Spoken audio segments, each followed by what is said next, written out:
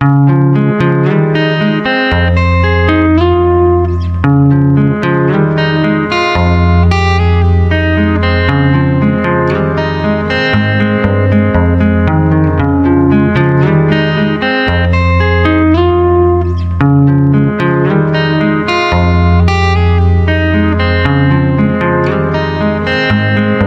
ka, 1,000,000 sahod mo isang buwan. Magpipintura ka lang ng barko. Aba, syempre. Kaso gamit mo Q-Tex. O ito, payag ka. 5,000,000 sahod mo. Magdadrive ka lang ng truck. Bah, oo naman. Kaso, di pedal na truck. O ito, pahig ka. May kapangyarihan ka maging invisible. Syempre naman. Kaso yung puwet mo nakalitaw. O ito, payag ka. Immortal ka. Abo, syempre, immortal yan eh. Kaso, araw-araw kang may lagnat. O ito, pahig ka. Transformer ka. Aba, syempre. Kaso e-bike. O ito, payag ka. Kunin kang artista sa safeguard. Abo, syempre, pangarap ko yan eh. Kaso, ikaw yung germs. From this to this! Opo! Lalagyan na po namin ng swimming pool! Yung tubig namin! Kaya nga gumising kami ng maaga! Para nga tignan kung tuyo na yung pintura! At nagulat nga kami! Dahil masanga yung tubig! Naiyak nga kami! Dahil umulan pala! Ng kagwapuhan kagabi! Ngunit tulog kami! Sobrang lakas nga ng ulan kagabi. Pero mas malakas pa rin yung bibig ni Mama. Buti na lang medyo tuyo na yung pintura. Kaya hindi ito nasira.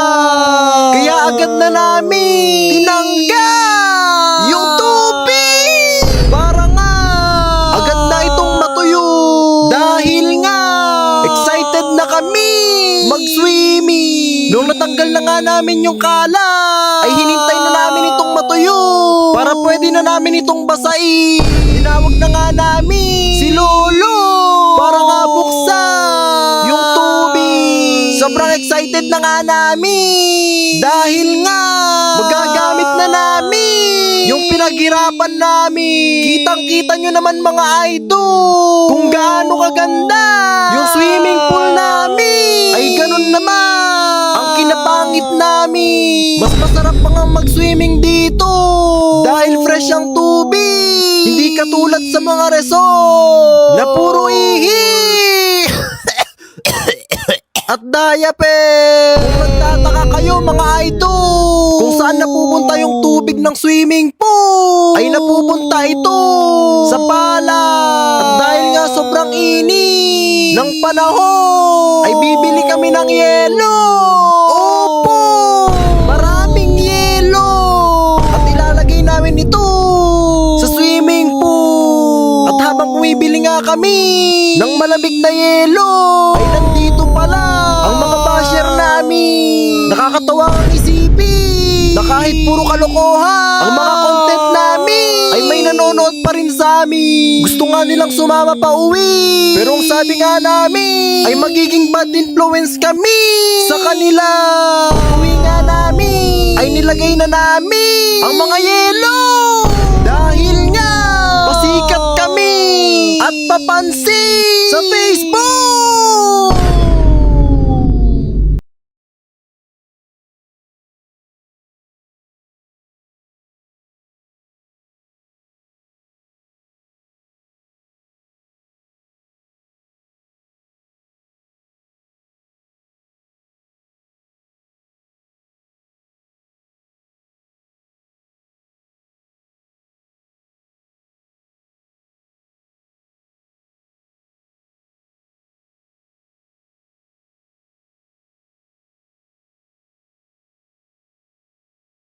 ba mga idol? Na kapag pinaghalo ng kapatid ko sa isang plato, ang kape, juice na dalandan flavor, at samahan natin ito ng banana ketchup, 5 kutsarang dato puti, suka, at lagyan na rin natin ito ng Lady's Choice mayonnaise at kaunting Listerine na mouthwash, at halu-haluin, ay pwede nang paluin ni mama ang kapatid ko dahil nagsayang siya ng pagkain. Sabi ng teacher ko, kung sino mang unang makakasagot ng tanong niya, unang uuwi. So tapos, yung ginawa ko, binato ko yung bag ko sa kanya. Tinanong niya kung sino yung nagbato. Sabi ko, ma'am ako, bye-bye!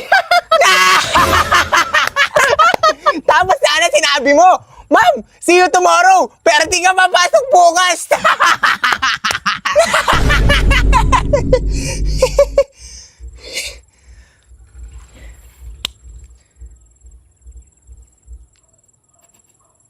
Uy, bulag. Para din naman bulag eh.